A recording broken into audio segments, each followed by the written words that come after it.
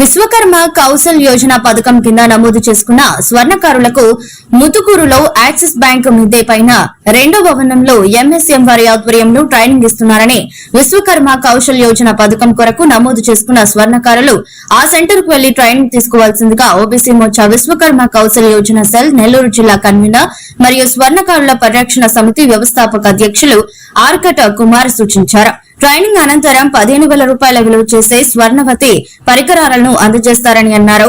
ధృవీకరణ పత్రం అందజేస్తారని bank loan కోసం ఉపయోగపడుతుందని అన్నారు. ప్రతి ఒక్క స్వర్ణకారుడు ఈ సదవకాశాన్ని ఉపయోగించుకుని లబ్ధి పొందవలసిందిగా కోరారు. ట్రైనింగ్ 5 రోజులు ఉంటుందని రోజుకు 500 రూపాయలు ఇస్తారన్నారు.